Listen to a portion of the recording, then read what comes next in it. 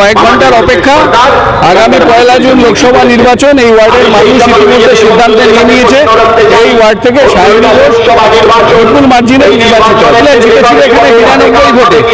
এই 92 ভোটে জেতার পর এই কিছুদিন আগে রামেলা হয়ে গেছে। এখানকার মানুষ দেখেছে ওই রেড ভলেন্টিয়ার্সদের খুঁজে পায়নি, বিজেপির ভলেন্টিয়ার্সদের খুঁজে পায়নি, রাস্তায় ছিল তৃণমূল কংগ্রেস। সুতরাং এইখানে নির্বাচনে এবার তৃণমূল কংগ্রেস প্রার্থী সায়নী ঘোষ অনেক কথা বলছে। প্রধানমন্ত্রী বলছে আমি দিনে 2টো করে কলেজ করে দেবো। প্রধানমন্ত্রী বলছে যে জগন্নাথ দেবের দর্শন করতে আমরা পুরীতে যাই, বলছে জগন্নাথের ওনার ভক্ত। এখন এটা একটা ক্লাউনে পরিণত হয়েছে। He is nothing but a clown in front of the mass of India. লোকে ভাবতেই পারে, কিন্তু বর্তমান পরিস্থিতিতে কি বলছে? বলছে দিনে 2টো করে কলেজ করে। ভাবতে পারে কত বড় মিথ্যাবাদী। বলছে জগন্নাথ দেব আমার ভক্ত ছিল, কত বড় মিথ্যাবাদী।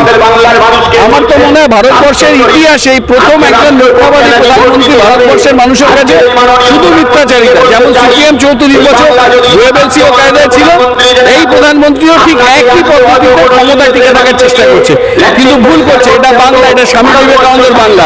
যে স্বামী বিবেকানন্দ বলেছিল কিছু মানুষকে কিছুদিনের জন্য বোকা বানিয়ে রাখা যায়, কিন্তু সব মানুষকে চিরদিনের জন্য। একটা নতুন গিমিক দেখলাম, সেটা ইংরেজ আমলে কলকাতা ছিল ভারতবর্ষের রাজধানী, তৎকালীন ভারতবর্ষের।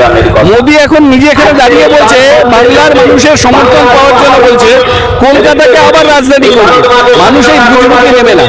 ওই পরিযায়ী পাখি 2021-এ আসতো, বাংলার মানুষ যখন থাপ্পড় মারলো তারপর আসা বন্ধ করে দিল, বললো বিজেপির কর্মীদের কে কত টাকা স্যালারি সেই টাকা দেওয়া বন্ধ করে দিল, হিসাব চাইলো নির্বাচনের বিজেপির সমস্ত সবাই নেতৃত্বের কাছ থেকে। সুতরাং এই দলটা হচ্ছে একটা ভারের দল, সার্কাসের কিছু সরকারের দল। এই দলটা চলছে, এই দলটা আর ক্ষমতায় আসবে।